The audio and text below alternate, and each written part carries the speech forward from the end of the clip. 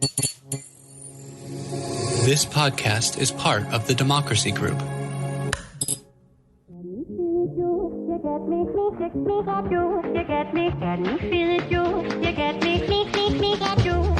Welcome. We are talking politics and religion without killing each other. I am your host, Corey Nathan, and so grateful to have a place to talk about faith, politics, and all kinds of big ideas in our culture with all kinds of interesting, accomplished people of goodwill in good faith. And it is an honor to announce that our program is now part of the Democracy Group, a network of podcasts that examines what's broken in our democracy and how we can work together to fix it. And we're talking a lot about that today. I'm really excited about this, as you can probably tell. Please remember to subscribe if you haven't already. Tell a friend, give us a good rating, and leave a review.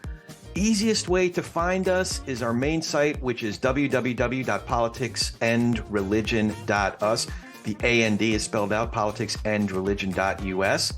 Or feel free to connect with me on all the social media apps, Facebook, Instagram, Twitter, LinkedIn, Post News. I might get back onto TikTok, but we'll see. The jury's still out. But you can find me on all of those at Corey S. Nathan. And it's Corey with an E, S as in Sam, Nathan. That's Corey S. Nathan. All of that helps get the word out so more people can participate in the conversation like the one we're having today with two special guests. Today, we're joined by Jenna Spinelle and Brandon Stover. Jenna is the communications specialist for the McCourtney Institute for Democracy at Penn State University and the founder of the Democracy Group podcast network. And Jenna also teaches journalism in the College of Communications at Penn State. Brandon Stover is the network manager of the Democracy Group. He is the host of the podcast Brandon Stover on Life, and he's the founder of Plato University, where the mission is to help people find purpose and learn skills for social impact careers. Thank you, Jenna and Brandon, for joining me today. How are you both doing? Doing really well. Thank you, Corey. Thanks for having us. Yeah, super excited to be here, Corey. Thank you for the invitation.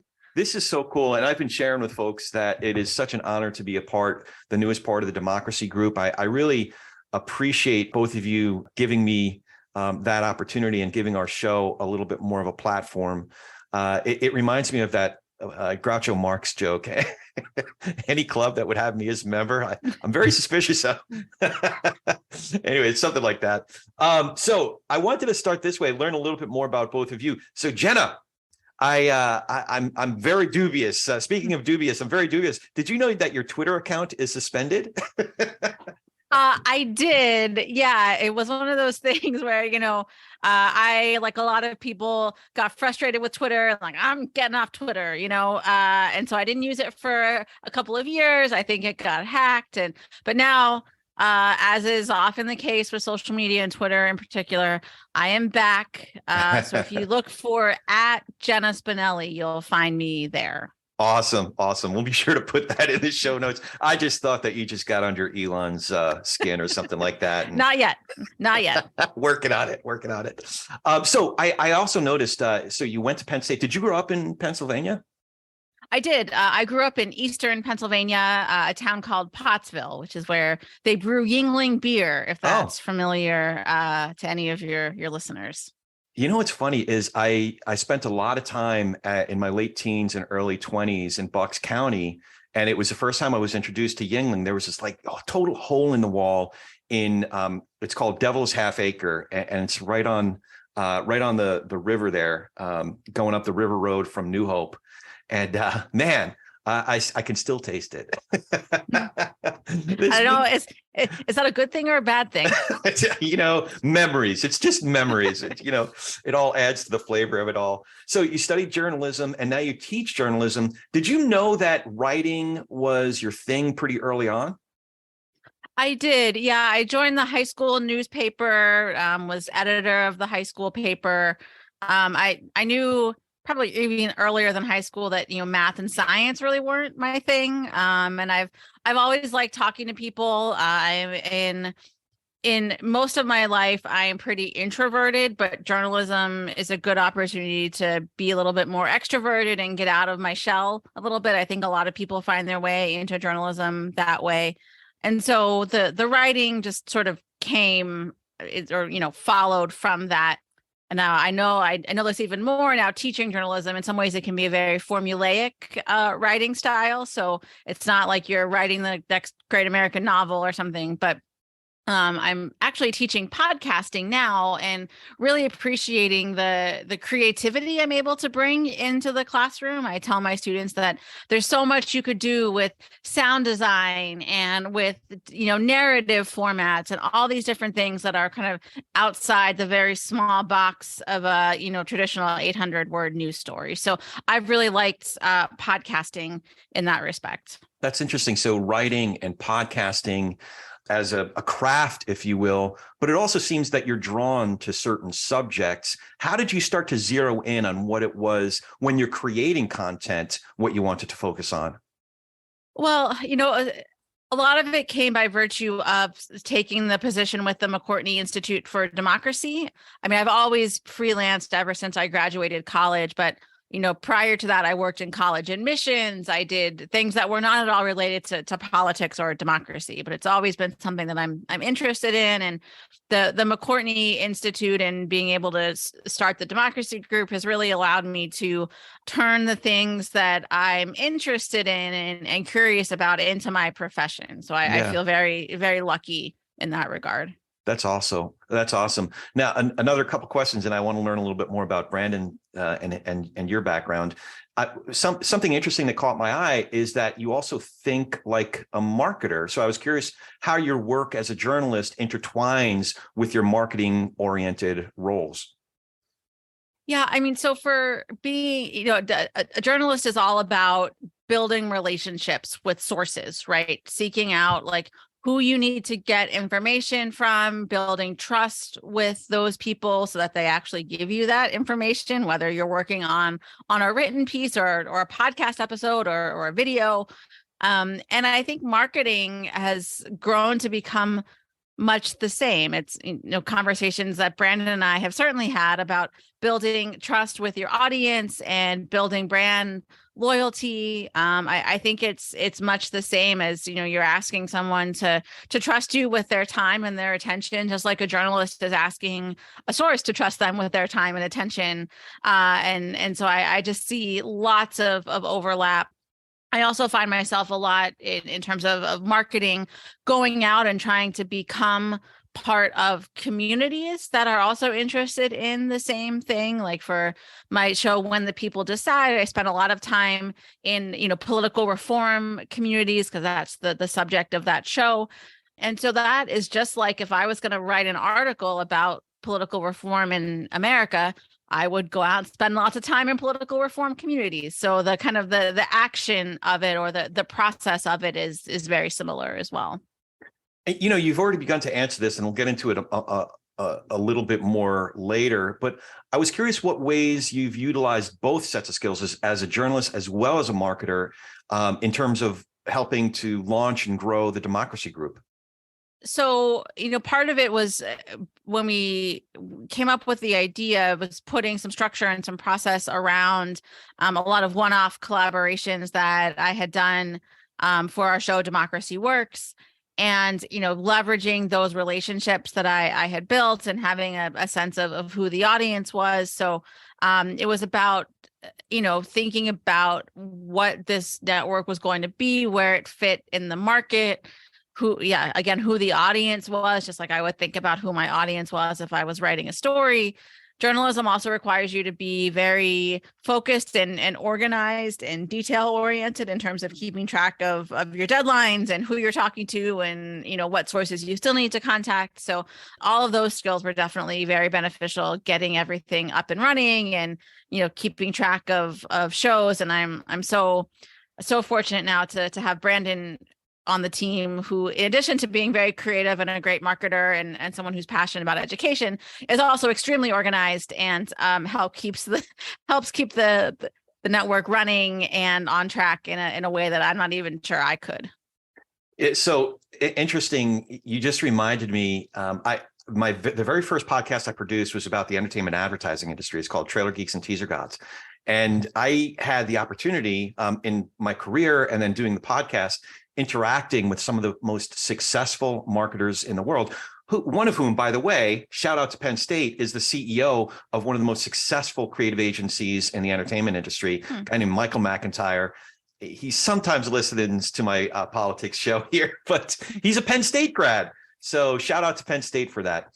But the reason I bring it up is it's the most successful and sophisticated marketers in the world. At the end of the day, including I've had this conversation with Michael, Penn State alum, that it's still about marketing 101. What is your brand or your intellectual? What's your IP? What's the title? Who's the audience for that brand? Where is the audience for that IP or product? And how do you engage with them in the language of whatever ecosystem you're in, where you find that audience? It's just marketing 101. What's your brand? Who's the audience? Where's your audience? And how do you talk to them effectively where you find them? So unless you want to respond to that, and I got it all wrong and I failed the test, but I did want to ask Brandon some questions. First of all, Brandon, for those who can't see you, that beard is glorious. You got to tell me some tips. Like I'm barely hanging with the stubble right now, but tell us what your secret is. Yeah, first off is genetics. So if you don't have those, you're kind of off on a bad foot. But then after that, it's just really good care for your hair, like you would do for your head, over and over again. Beard oil, beard wax for many, many years. This is probably 5 years worth of growth, 6 years worth of growth. So you got a little ways to go. That is awesome. Now, on a more serious note, tell me the significance of Viktor Frankl's book, Man's Search for Meaning, for you. Sure. So when I first kind of started my career, I was starting out in architecture. I was very drawn to design and thought it would be a way that I could impact the world in a more positive manner. We interact so much with buildings. And so I figured, okay, if I can design those in a way that better people's lives, I can really have an impact on them. And I ended up working in the field for about 3 years and found myself very depressed. I wasn't enjoying the work that I was doing. Felt like I was drawing lines on a computer and it had no impact, no meaning. And I was searching for something for myself that had more meaning. The work that I was doing was going to be impactful, and was listening to podcasts around that time, Impact Theory by Tom Bilyeu. And one of the books that he always mentioned that had a big impact on him was Man's Search for Meaning by Viktor Frankl. Several other guests that he brought on the show, which are successful entrepreneurs and different thinkers and founders and whatnot, were also mentioning the book. And I said, well, if it worked for them, it's probably a good start for me. So I had started reading that book. And there was a specific line in that book, a portion where he's talking about being in the concentration camp with these other prisoners and being able to look at their eyes from across the way. He can see, one of his fellow mates there, and seeing the light leave their eyes. And within 72 hours, he knew that person was going to die because they had given up all meaning, all hope for life. And as I was going to work and feeling like I had no meaning, I was like, okay, is that going to be me eventually? Like, if I lose that, is this a fundamental part of life? And that kind of led me, down my path of entrepreneurship and trying to find, something that had impact, and eventually getting to education and so on and so forth. Yeah. Yeah. Are you still a pretty avid reader? I am. Probably a book a week. I'm always going to the library. It's one of my favorite places. Quite a bit in psychology, quite a bit in sociology, economics. I'm trying to grasp an understanding of how the world works, both from the micro level of each individual person, and then the macro level as a community. How are we coming together as individuals?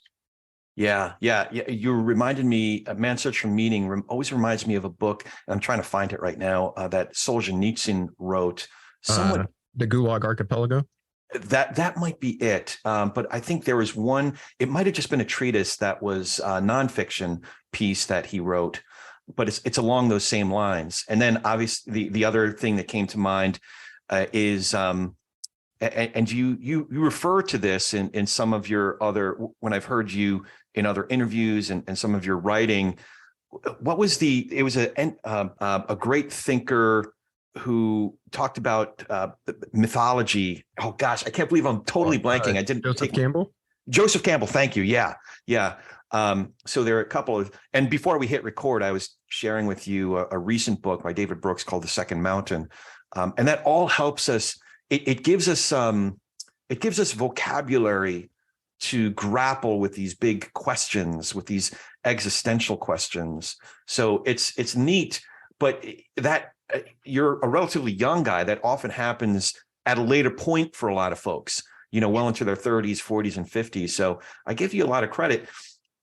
One thing that caught my attention too, in reading some of your stuff and listening to you, a couple different places, you sort of redirect and contextualize your bio, the subject in a very, and this might annoy you, but architectural way. Do you know what I'm referring to? No. Could you elaborate a little more? At one point, you said the world is made up of interconnected, complex systems, and I said that's a guy with an architectural background.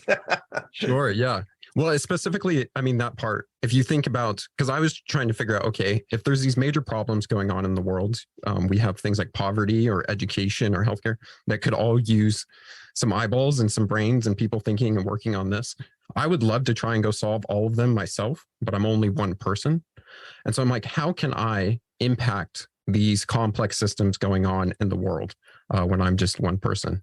And in my reading and in my research about psychology and the focus on the individual, and I also think a part of our country building a democracy, there was a huge focus on the individual. Capitalism has a huge focus on the individual, and being able to change how an individual acts in their own life, they build a capacity in order to start affecting their community, start affecting the state, the country, and that as they fulfill their own needs, find purpose in their life, they can go and help others. And so I was seeing that the same way you would look at a cell in the body, where if you can cure one cell, it can go on to help and fight, infection or inflammation and other stuff in other cells. So we kind of work in this complex system. If you change something for the individual, they can go forth and start changing things in those systems. That's neat to think about that, because you're doing that you wear a couple different hats, as mentioned in the intro. So how, first of all, share for our audience, if we have time, we'll get into podcasting more broadly, but if you could share with the audience what all is involved in being a network manager of a podcast network. Sure. So similarly to the complex system we were just talking about, I mean, we have almost 20 podcasts in our network now. And as Jenna was mentioning, she was trying to formulate some sort of system around helping all of these podcasts to collaborate with one another instead of doing just one-off things.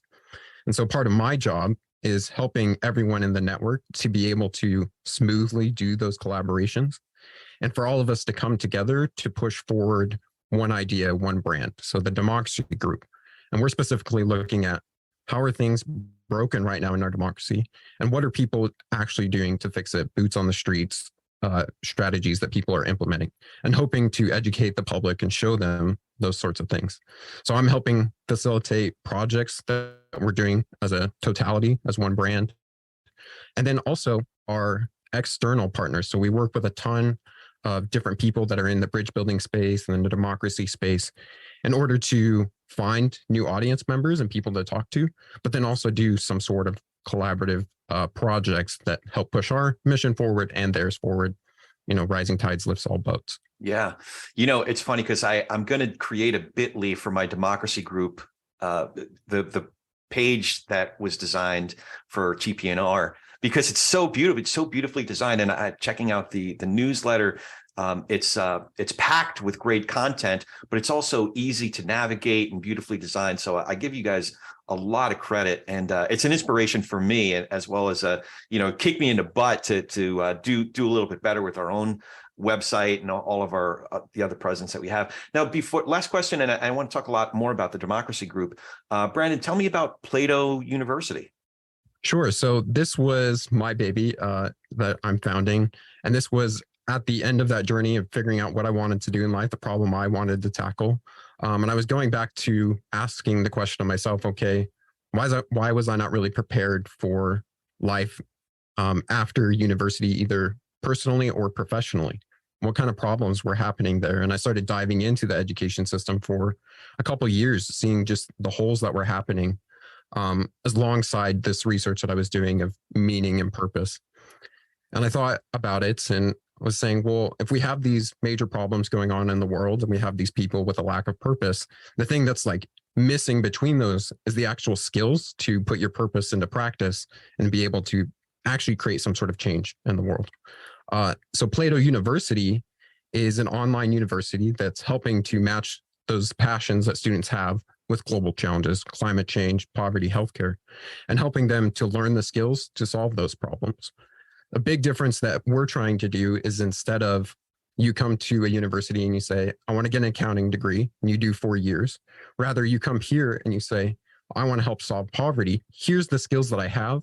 Here's the ones that I don't. And we're only going to have you take classes for the skills that you don't have, and being able to maybe do that in 2 months, 6 months, 12 months, depending on, how much you need to learn. And then doing projects along the way that you're actually testing your thesis out of, solving that problem. Like, okay, we're going to build a startup that, gives money directly, like the company Give Directly, or we're going to do, some crypto thing. So you kind of go out there, you do some projects, you see, is your thesis working or not? You learn some skills along the way. If it is working, well, then, you can graduate, you can start a company or you can join another one. If it's not working, then maybe you need to adjust the skills you're learning. So there's also this circular component of kind of always coming back and updating your skills, getting more education, because I don't think learning ever stops. I haven't stopped learning. So it's definitely a component we're trying to build in there as well. Yeah. Okay. Now this is the last Brandon section question before we get to the democracy group. It's interesting because it seems that you questioned many things about our traditional education system, or maybe identified certain problems.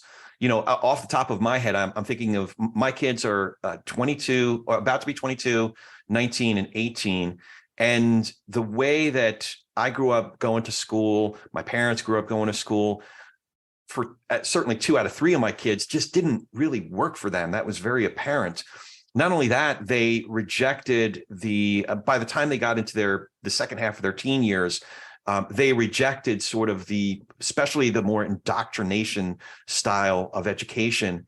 And my oldest kid in particular is very, very purpose driven. So I was curious, was it problems that you saw and began to diagnose, or questions that you had that you were grappling with, and some of the answers are coming into fruition with Plato? Or how did that all come about?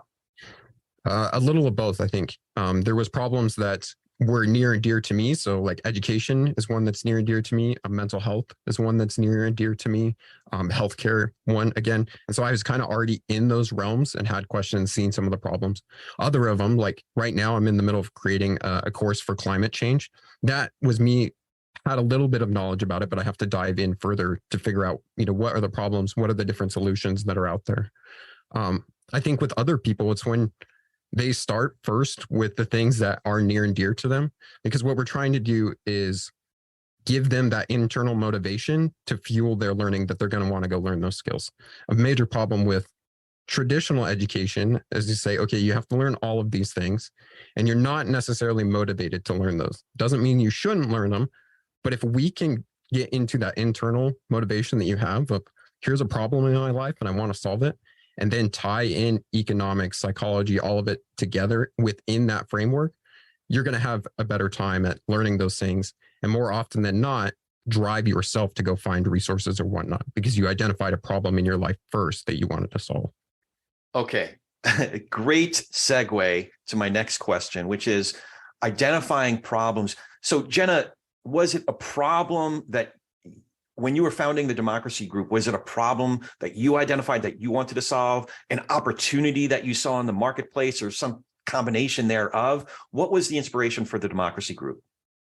Yeah, I think it was a combination of those things. If you ask any podcaster what is their biggest goal, it's always to get more downloads or expand the audience for their show, right? And there are also, more and more podcasts being added every single day, right? So it gets harder and harder for people to organically stumble across a new podcast. And so my thinking was that if, just like Brandon said before, a rising tide lifts all boats, right? If we could get all of these shows that cover similar topics, but in different ways, they're not, carbon copies of each other by any means. But if we could say, hey, if you like this podcast, well, you might also like these others. And here's a perspective that you might not have thought about, because the other thing, and this is maybe more, of a social or, a problem that's bigger than podcasting, is that it's very easy in today's media system to never encounter content that you don't already agree with, or that is not going to just make you feel good all the time.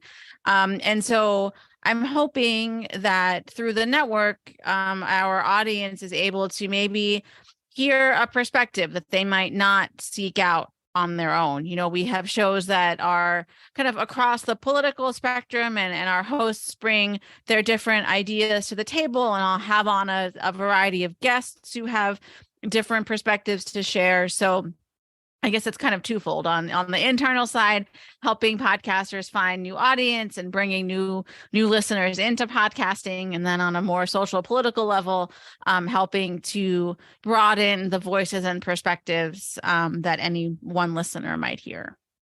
Okay, I have two related questions.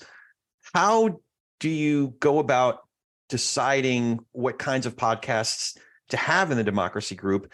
And if there are podcasts in the subject area but aren't right for it, what would be a disqualifying character trait of that podcast that's like, no, not for us? Yeah, so it's definitely an evolving process. I mean, I had certainly never done anything like this before, so there wasn't, and I don't know of a lot of other networks out there like ours, so there's no like master playbook out there to follow. So some of the things, I think you have to be definitely educationally focused in some way. So we're not interested in shows that are just like two people coming on and BSing about politics. There's plenty of those out there. I have no disrespect for anyone making that kind of show, but that's just not what we're doing. Education is and learning are at the core of what we do. So we definitely look for shows like this one, where Corey, I know that you are on a journey to learn and help your audience do the same. We also think about what each show can bring to us. A good collaboration is a two-way street. So we're doing something to help give a bigger platform to the shows that we work with, and in return we ask that the shows do their part to help introduce the other shows in the network to their audience, and to help on some of the bigger projects that we do, like our student fellowship and some of the events and things that we've done. So we're looking for people who are going to be good partners in that sense, who aren't just going to be like, yes, we'll take the extra publicity and we're not going to give you anything in return. Yeah. It's interesting. There was a podcast convention called Podcast Movement, and there's the Podcast Evolutions next week, actually. That the last one in Dallas, one of the biggest podcasters in the world is Ben Shapiro's production company. And they were a big sponsor of Podcast Movement and had a booth there. And there was this incident, I don't know if you followed this, but Ben Shapiro himself happened to be in town. Maybe he lives there, I'm not sure, but came and visited his booth of his production company at the convention where they were a big sponsor. And somebody at the convention took a picture of him, posted it on their social media platforms and said, I can't believe this. I feel very unsafe. I'm sorry, my tone sounds very pejorative. I don't mean to be so, but I had a very strong opinion about that. Not about this person posting and complaining about the presence of another person whose content they object to. What I really objected to was Podcast Movement's decision to make this big, grand apology public across all of their platforms, and it got picked up by national newspapers. So it's related to the question I just asked before. Is there a line somewhere that someone has crossed the beyond the pale problem. I know that Ben Shapiro isn't everybody's cup of tea. I know sometimes you could argue that he's crossed the line, but is his content beyond the pale? Or this is not necessarily a democracy group question, more of a philosophical, theoretical question. What are your thoughts on that? I think in terms of how I see the network, I am thinking about both, podcasts, and I hope our audience as people who are coming to things with an open mind and a willingness to engage ideas and perspectives, and not be so quick to say, well, you're wrong because this. I'm curious about your thoughts on it, Brandon, especially as it relates to, I'm sure you're having some robust conversations in the context of Plato University as well.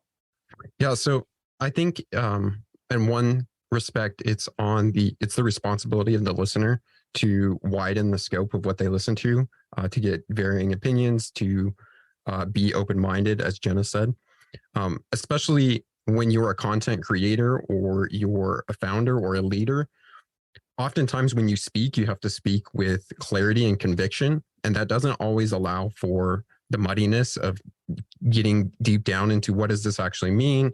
Can we look at it from a different perspective? You welcome that in, but most of the time you're going to be putting forth some ideal because you're trying to get a clear message across to your listeners. What we do at the Democracy Group is, with the 20 different podcasts in there, we're trying to have a podcast that speaks to maybe an audience we're not already speaking to, or speaking to them in a way that they haven't been spoken to before. And so that allows our listeners to take a little responsibility off and come to this one-stop shop and be like, okay, I can kind of get some different perspectives here, trying to help them to open, that view for them. But again, I think ultimately it's your responsibility to search out those different views. So now I feel compelled to ask this question. What could a podcast do, or podcast host do, to get their ass kicked out of the network? Oh. Well, I mean, if they didn't do anything that we asked them to do, as far as, promoting the other shows, or, that's on a very kind of logistical level.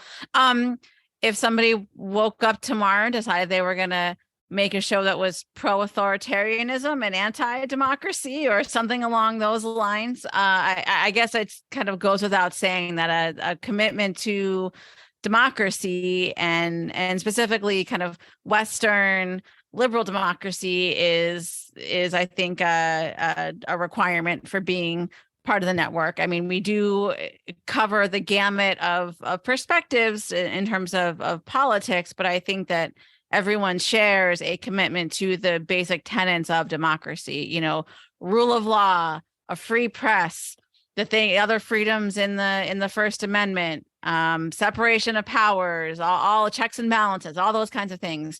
So I think if any show ever decided to take a turn in a different direction, that would be probably grounds for removal. But I don't really see any of our shows doing that anytime soon. I mean, never say never, I suppose, but who knows? Any tripwires for you, Brandon? I think if they started to attack other ideas without that understanding or open belief, a curiosity about the other ideas, where they're just fully flat out just attacking other ideas, they're putting out almost propaganda, rather than a discovery process, would be a tripwire. Yeah. It's funny.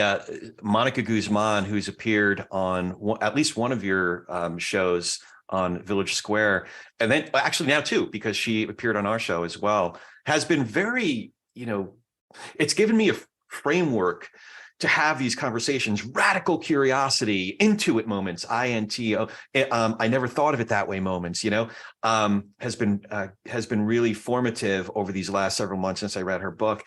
More broadly speaking, what worries you the most about whether it's the American experiment or the future of democracy around the world? I think for me, it's a sense of apathy, and kind of how easy the way that our lifestyles are set up today make it to not really get involved in anything outside of your own immediate life. I mean, that's part of the reason I'm making the show When the People Decide, is to lift up and tell the stories of people who are doing something to push for change on issues that they care about at the state or the local level. Because I mean, that has always been hard. But now I just feel like our lives, we live so much of our lives online. I've gotten into fights with people on Reddit about, well, we don't need physical communities because everyone lives online now. And so, I mean, if that happens, then democracy is definitely in trouble. It's the kind of the extension of Robert Putnam's famous book, Bowling Alone, right? We don't have the civic organizations, and I don't want to just merely be nostalgic for the days of the Rotary clubs and those kinds of things, but I think it is true that a lot of those organizations have grown smaller over the years, and there hasn't been anything that has come up in a real substantive way to replace them. I realize that there are, many ways that people form communities online, but I worry that is coming at the expense of the physical communities that we live in. Yeah, so I had a couple things. One, from a education perspective, like when the founders of our country started first setting up education, it was a way to, like, specifically like a liberal education, was a way to educate the public of how to engage within our democracy. The things that they were learning were making them well-rounded so they could think for themselves and begin to actually engage in government, in civic life, in order to help push the country forward.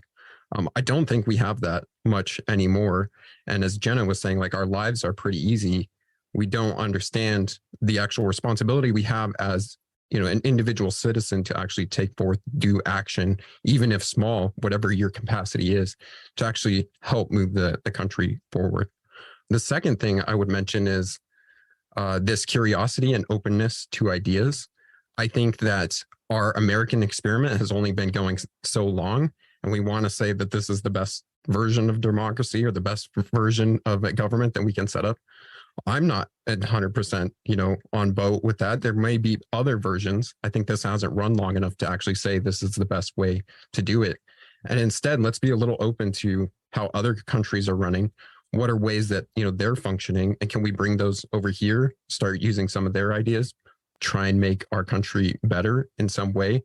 But first, you have to be open to, well, this isn't the best version. And then two, open to maybe there's better stuff out there. Yeah. Well, one of the points that you've made in other interviews and your writing is that if you work on the parts, you can ultimately help. But I'm not wording it the right way. So if you work on the parts, you can help fix the whole kind of a thing. You know the concept I'm referring to, Brandon? Yes. And this goes back to the complex system analogy that I was giving earlier. Like, if we can start to work on the individual parts and how they relate to one another. So for example, in our country, if we can work on a little bit of aspects, even down to the state level, if we can start working on, different parts there, and then how do those work together, the relationships, you can have a more comprehensive piece as a whole. So our entire government for a country. Yeah. Or our friend Liz Joyner would say, even on the community level, right, Jenna? Yeah, and I'll just say that, many of the organizations that the Democracy Group collaborates with are working on some of those reforms or some of the kind of small ways to make democracy better, whether it's, projects like ranked choice voting. And we've collaborated with Fair Vote. That's one of the organizations working on that. We work a lot with the group iCivics that is thinking about how to remake civics education and bring it into the 21st century. We've worked with folks that are trying to move toward open primaries or, getting past the two-party duopoly, all of these kinds of things. And so those are ideas that I'm excited and grateful that our network is able to help bring to a bigger audience. And I think those solutions are like really good. I think the problem that we have is we don't have somebody like at the entire level, the 30,000 foot view, talking with everybody that's down here in the details of each one of those solutions. And then how do we glue them all together so it's a cohesive piece? Because I think some of the organizations get so shuttled into what is their one solution, and then it's the only solution. Instead, we actually need a portfolio of solutions. Yeah. It's funny because I asked you what concerns you or what worries you, and you both naturally kind of gravitated toward what gives you hope or what some of the solutions are. So that's what's encouraging to me as I listen to so many of the programs in the network. Village Square, I've mentioned, Great Battlefield, Bully Pulpit, Let's Find Common Ground. There's so many in here that are about solutions to some of the great problems that ail our democracy, the American experiment. I want to ask you both about podcasting. At what point were each of you introduced to Like, when did you listen to your very first podcast? I listened to my first podcast. I believe it was like 2008, 2009. There were two that I started listening to. This was like right as I was finishing up college. I was seeing someone long distance at the time and spent a lot of time driving back and forth. And so I listened to a show called The Bugle, which is a British podcast. John Oliver used to host it back in the day before Last Week Tonight and all of that stuff. It was him and another British comedian named Andy Zaltzman doing British comedy types of things, still talking about news and politics and those sorts of things.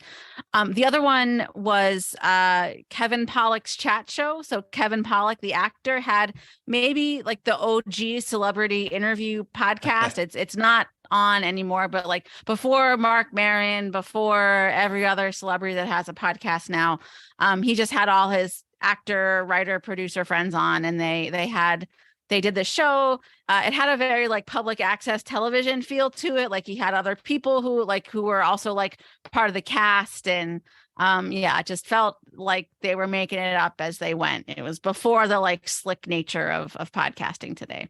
Yeah. What about you, Brandon? So I was introduced to podcasts from my ex-wife. She had been listening to a bunch of podcasts while she was working. And this was the time I was working in architecture, and like I needed something to free my mind. I felt imprisoned at a desk, but my mind was still there. And she was like, well, you should, listen to some of these podcasts. And I was like, okay, well, I'll give it a try. And I started listening to Impact Theory. And that was the one that I kind of just like binge listened to the entire catalog because he'd been going for a couple of years. And then I started listening to different entrepreneurs and whatnot. And what made me click over to, I want to start creating. That was my next question. Yeah. I was like, okay, they get to talk to all these cool people and ask them whatever question they want, oftentimes something that's going to better their life. Like, why can't I do that? Like, it's just talking, on a microphone, and I can ask them questions to help me as an entrepreneur get started and whatnot. So that's what I started doing, was just reaching out to people and seeing if they would come on and talk to me for 30 minutes. It's funny you put it that way, because I didn't think of it in these terms, but one of the reasons I started podcasting was because of this sense that I grew up, my family lived in New York, and we were part of a neighborhood. My mother had to go to work right away. So our next door neighbor, Ida Manuni, watched a whole gaggle of us around the neighborhood. And I was the littlest one. I was the youngest one. And I always had this sense of like not being included, right? In my business endeavors, I've always been part of an industry, but not in the industry or a part of a company. So the very first podcast I produced, I was like, oh, wow, I get to actually talk to some of these cool people, Never thought of that until you mentioned it, but that's interesting. So Jenna, when did it occur to you to actually start producing podcasts?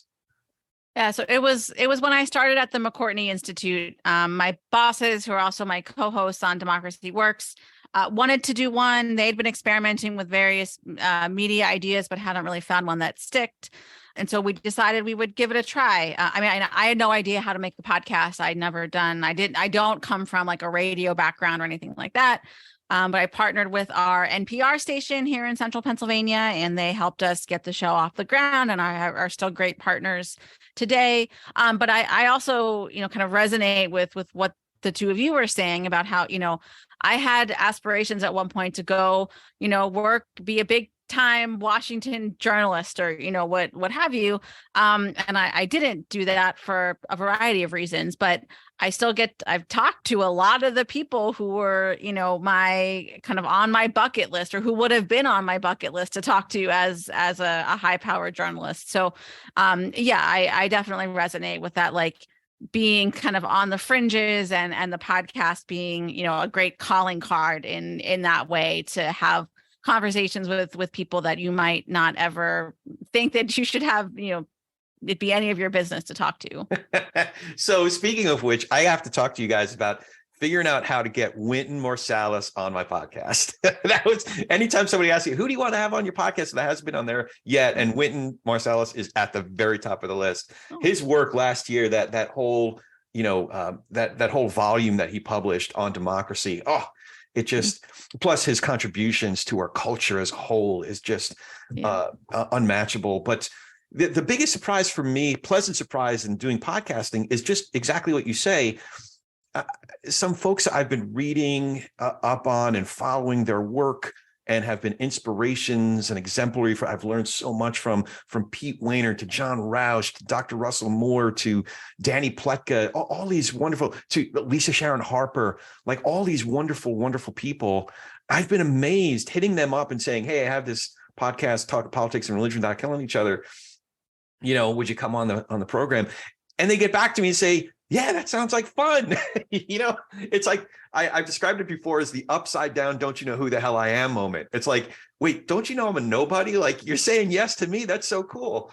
What are some of the other pleasant surprises that you've had doing producing podcasts?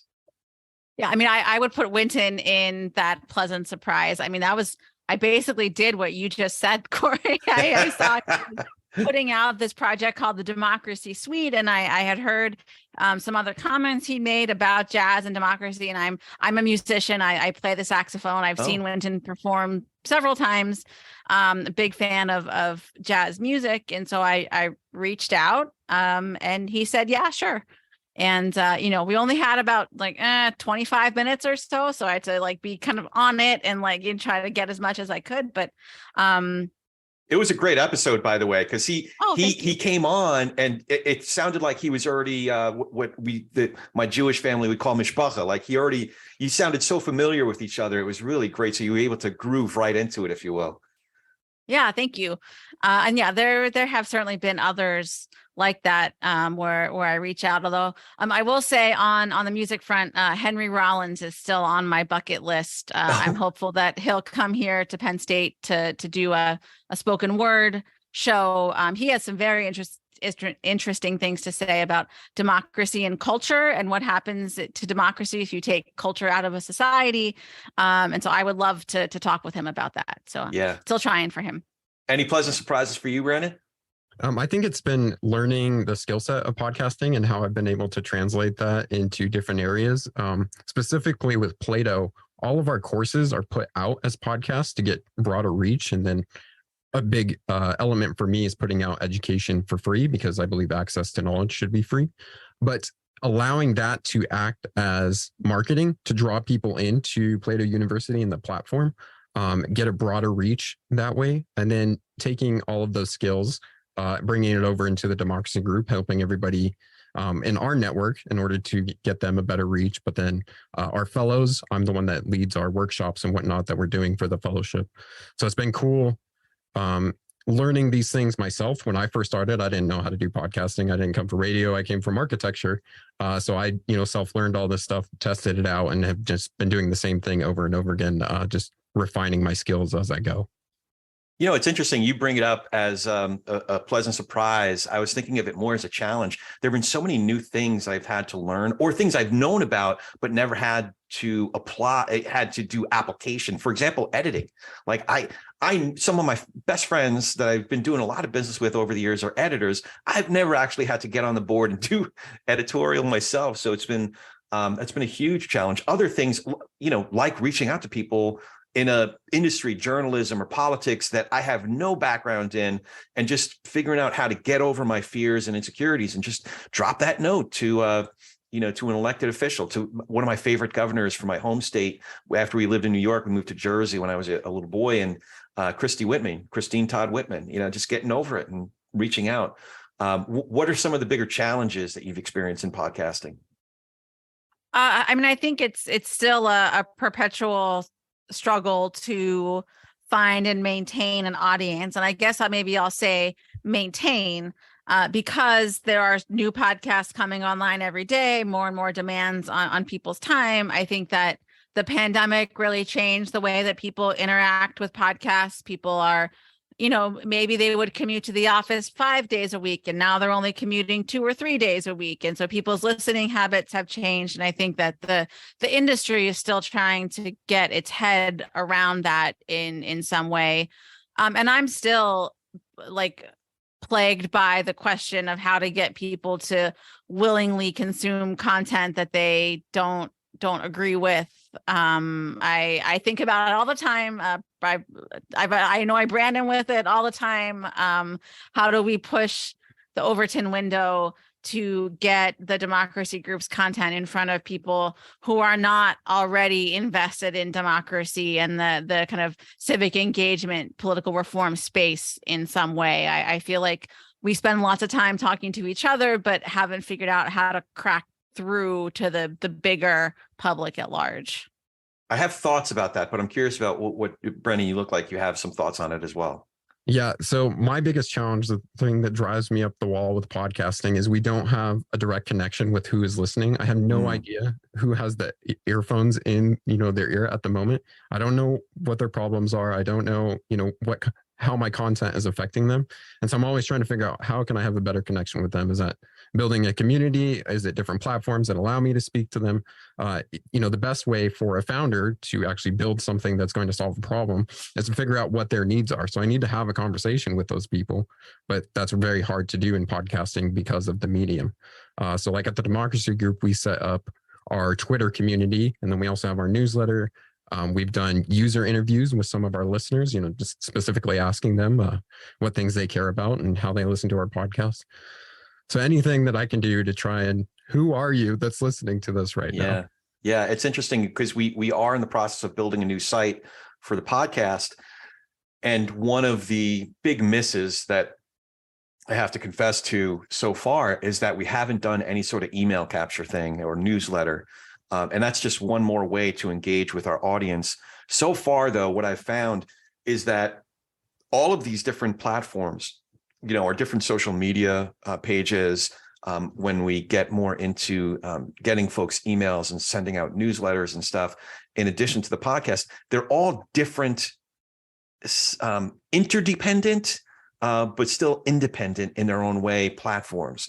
So I noticed that there are some people that are interacting with me on Facebook that have never listened to the podcast, and we put all out, whether it's, stuff on the episodes itself or content that's related to the subject of that week, and some folks do overlap. They are listening to the podcast and they want to hit me up. Hey, Corey, I was thinking about something so-and-so said. We had this great Native American scholar and author on this week that folks, had follow-up questions, but sometimes it's just, this is somebody who we interact on Twitter, and that's the only place we interact with. So to your point, it really is hard to figure out who that audience is. The metrics that we get are more general, like this state or this country has this many downloads, and this episode has this many downloads.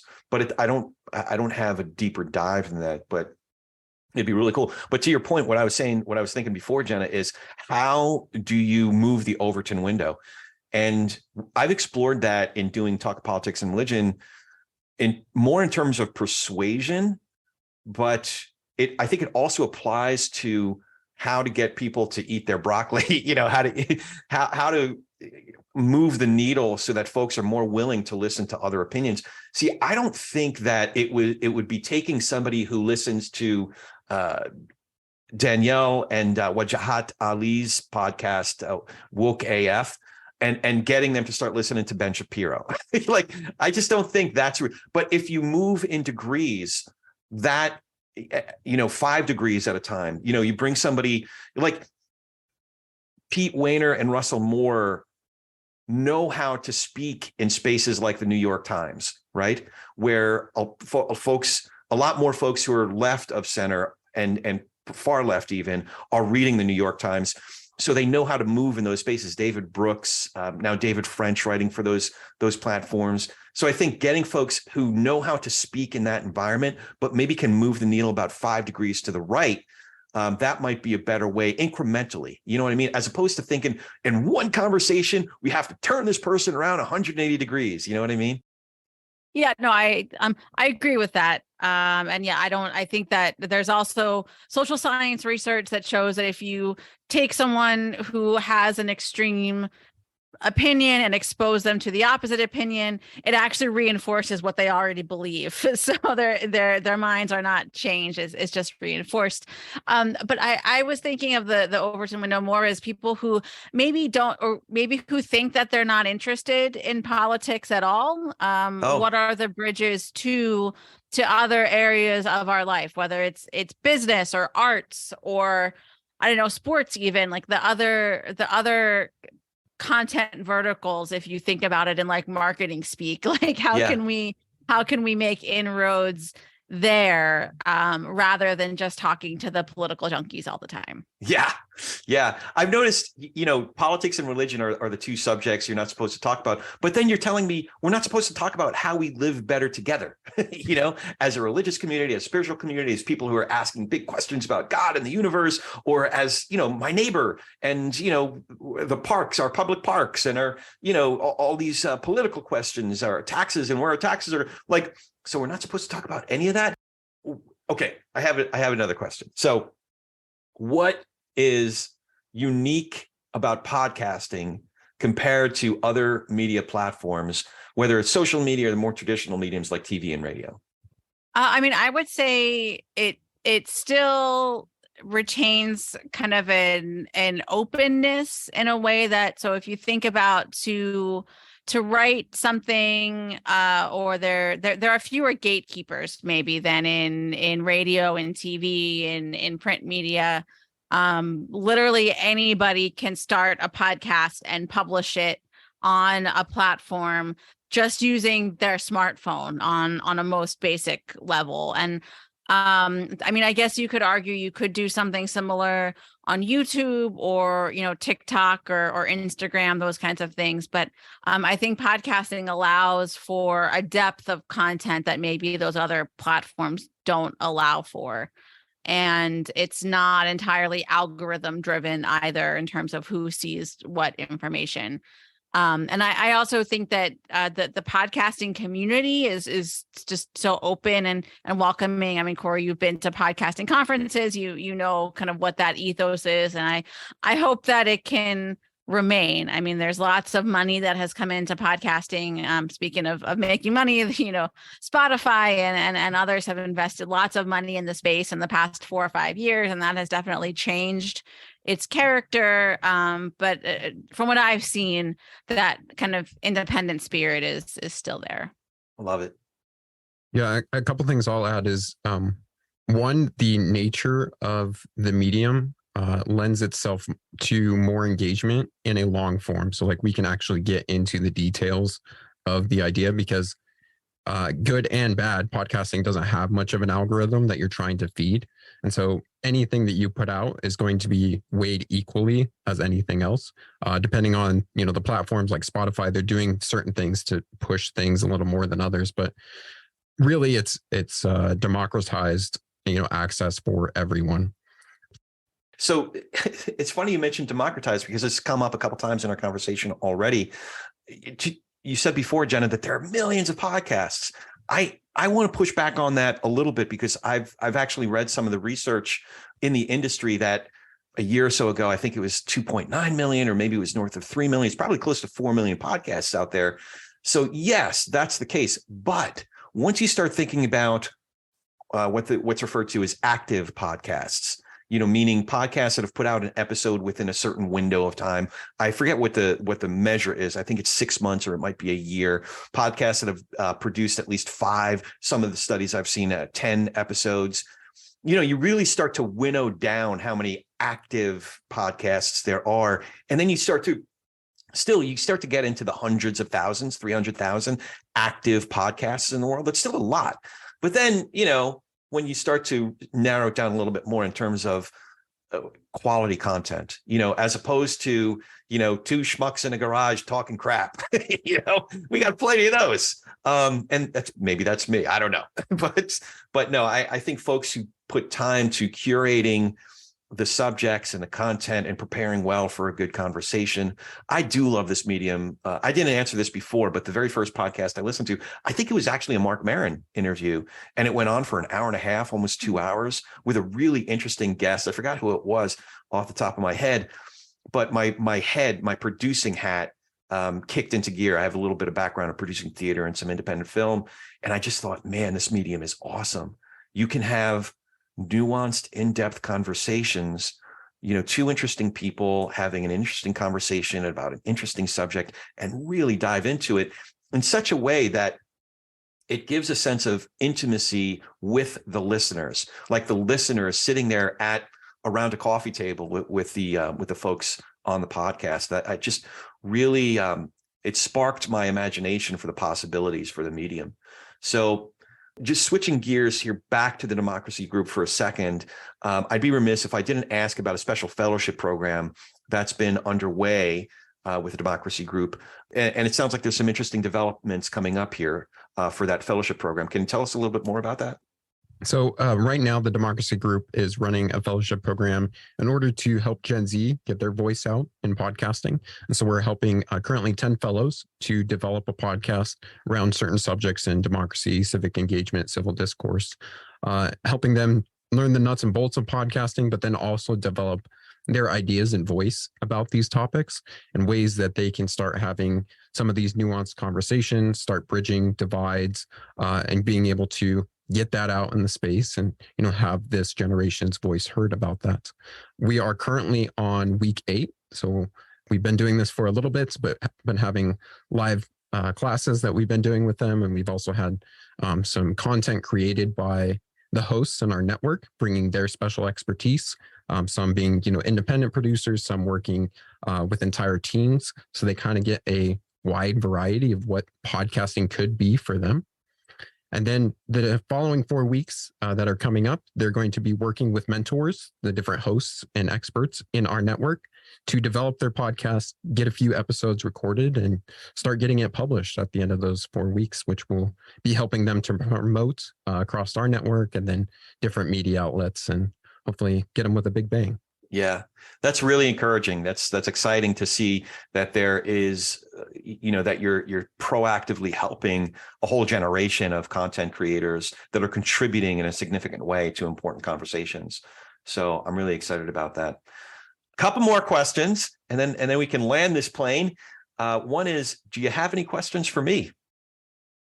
Corey, I'm sure that this is something that you've talked about, but I guess what made you, I guess, want to cover both politics and religion together? Like we were saying before, it seems like, any one of them is contentious enough on its own. We're just like, I'm going to go all the way and just really go for it and bring both of them together. Or, I guess, how deliberate was it to really focus on both politics and religion on your show? Well, for one thing, it's the two subjects that my father and I have been talking about the most in my adult life. Mm-hmm. I mentioned that I grew up in a Jewish family, or maybe I didn't mention it here, but I grew up in a Jewish family. I became a Christian in my late 20s. So my father and I have been having tough conversations about religion since I became a Christian. And when I became a Christian, I started going to this Baptist church, big Baptist church here in my valley. And I realized that being an American Christian in the 21st century meant a lot more, or in some cases, something very different than what compelled me to become a Christian. And those things had a lot more to do, frankly, with politics. So in my church and Bible studies that I was in, I was having conversations where the things that people were so passionate about had a lot more to do with their political and social positions than what we were reading in Scripture. So I've been having a lot of tough conversations about politics. I think the two things are very intertwined. And if you look at the infusion of religious language with a lot of these political-ish movements, it's incumbent upon us to be asking tough questions, having tough conversations, so that the religious language isn't hijacked by folks with really bad intent, and that good folks of goodwill can maybe enter into these conversations to develop a little bit more discernment about what it is they're hearing and maybe signing on to. and question their own assumptions, you know? So I think it's important to have the conversation about both at the same time. Sometimes it's, you know, more focused on one than the other, but you know, that's why I thought it was important to be talking about both. Did you have any questions for me, Brandon? I do. So I'm always trying to learn, and then also always trying to get better as a host or as a podcaster, and then a learner in general. I know that you are a pretty deep reader, and I know that you've interviewed some of the people that, you know, have read their books. When you are going to interview them, how do you go about formulating your questions or getting your curiosities, kind of mining that guest for the things that are going to better your life based on, you know, what you've read, the holes that you still have? Yeah. So I do read. If there's a book or books, I try to read as much of it as possible. Sometimes somebody is just so prolific, it's hard to read everything.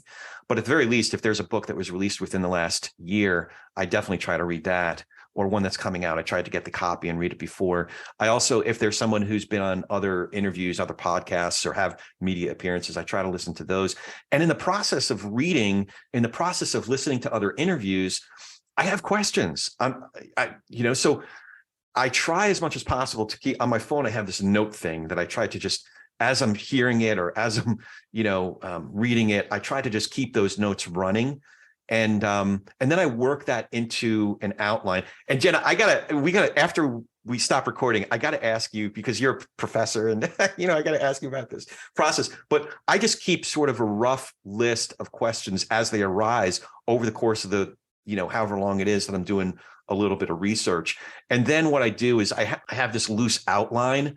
So before the interview, a day or two before the interview, I won't script it, but what I'll do is I'll take the running list of random questions and try to put them into coherent outline. And then what I will script is the intros and stuff like that. But then over the last several months, what I've been trying to do, I took a cue from, again, to bring up Monica Guzman.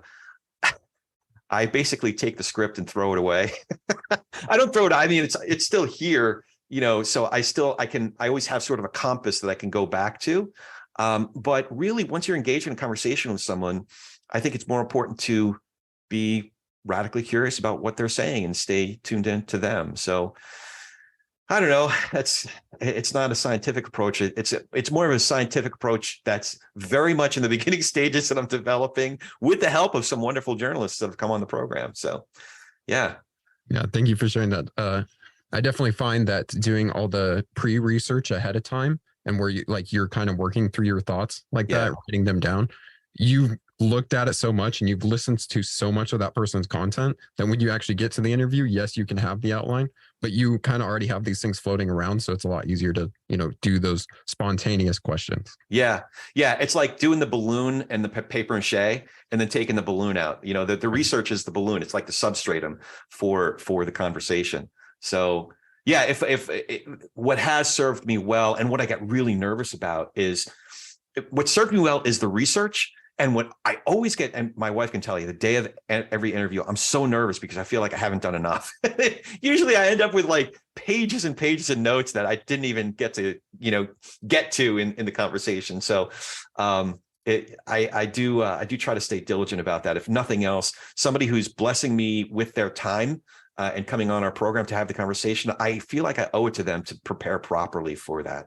So with that, last question, how can we find both of you online? How can folks sign up for the Democracy Group newsletter, the beautifully curated newsletter and design newsletter? And then how can folks listen to all these great podcasts on the network? So folks can follow the Democracy Group at democracygroup.org. You mentioned the website earlier. Brandon did an amazing job on it. It is very well organized. We have so much great content on there.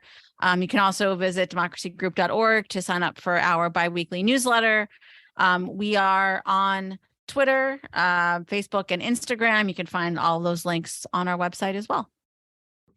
That is awesome. And I'll be sure to put all of those links in the show notes. Jenna, Brandon, it is so cool to hang out with you again. And I really appreciate you taking the time to have this conversation. Absolutely. Well, it's wonderful to have you in the network, and we're looking forward to all the wonderful things we'll get to work on together. Yeah, this has been great. Thanks, Corey. You bet. You bet. This could, what's that quote at the end of Casablanca? This could be the start of a beautiful friendship. There you go. Awesome. Awesome. And as always, if you dig what we're doing here, please hit that subscribe button, leave a review and comments wherever you get your podcasts, and tell a friend.